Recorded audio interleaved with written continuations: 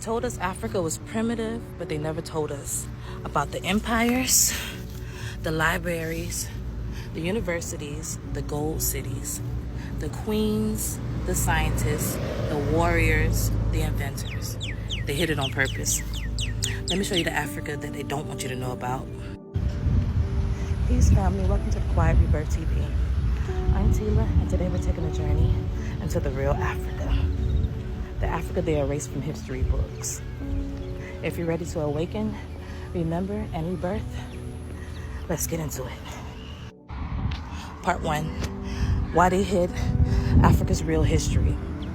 Before I tell you about the kingdoms, we have to understand, Europe couldn't justify slavery and colonization if the world knew Africa was advanced. So they erased African civilizations, African wealth, African education, African science, African architecture, African military power. They made Africa look primitive so they could look superior. But the real history tells a different story. Part 2, the Mali Empire, the wealthiest empire in human history. They never told us this in school. The richest man who ever lived was an African emperor named Mansa Musa. The Mali Empire had gold mines, universities, libraries, and over 1 million books, astronomers, architects, diplomats, trade networks all across the world. Timbuktu was one of the greatest centers of learning on earth. While Europe was one in the Dark Ages, Africa had universities older than Oxford. Part 3, ancient Egypt and Nubia, black civilizations of science and power. Even though they tried to separate Egypt from Africa, Egypt is Africa. The Nile Valley produced advanced mathematics, medicine, architecture, engineering, astronomy, agriculture, written language, organized government. The pyramids wasn't built by slaves.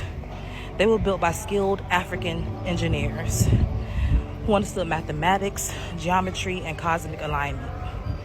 And let's not forget Nubia, the kingdom south of Egypt. Warrior queens, advanced networks, massive pyramids, powerful armies, gold mines. Nubia ruled Egypt for an entire dynasty, the Black Pharaohs. Part 4, the kingdom of Kush, the empire of warrior queens. Kush was ruled by legendary Kandakis, African warrior queens. These women led armies, defeated invaders, and expanded territory. One queen, Amina, she defeated the Roman Empire and forced Rome to negotiate peace with an African kingdom. Rome didn't want that story told. Part 5, the kingdom of Benin, the master artists. The Benin Empire, in what is now Nigeria, had art so advanced that Europe couldn't even believe Africans made it. The bronze sculptures, carvings, masks, and plaques were so detailed and so intelligent that historians accuse Africans of using European techniques. But these skills existed centuries before Europe even developed them. When Britain colonized Benin in 1897, they stole thousands of these masterpieces and put them in their museums. Part 6, the Great Zimbabwe, the stone city Europeans tried to deny. Great Zimbabwe was a massive stone city built by African architects. Granite towers, 30-foot stone walls, royal enclosures, trade centers. It was so advanced that European explorers refused to believe Africans built it. They literally said, there must have been white people here because African greatness didn't fit their agenda. Part 7, the Ashanti Empire, the Gold Warriors. The Ashanti Empire of Ghana was one of the most powerful military states in West Africa. They had gold wealth, advanced governance, strong armies, spiritual leadership, long-distance trade networks, golden masks, golden thrones, golden jury. The Ashanti were known as the kings of gold. Part 8, Ethiopia, the empire that Europe could not conquer. Ethiopia is one of the only African nations never colonized by Europe. Why? Because Ethiopia defeated the Italian army twice. The Battle of Adwa in 1896 was one of the biggest African victories in history. Ethiopia stood as a symbol of African pride and resistance.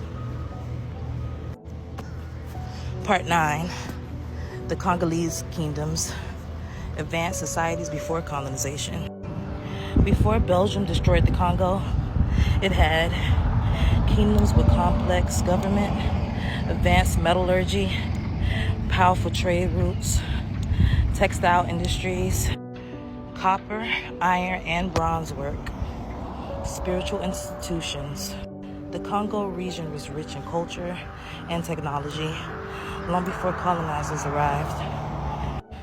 The point, Africa was not a dark continent.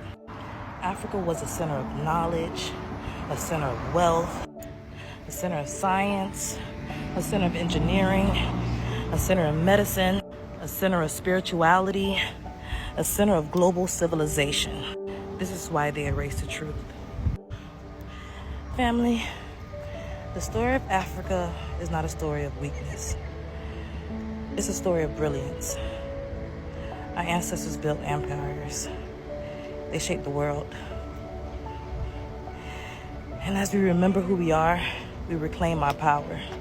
If this message reached your spirit, subscribe and join the Rebirth Tribe. Drop your comments, because every voice matters in this awakening. Until next time, I gotta do it. Stay protected, stay informed, and stay in your power. Mwah.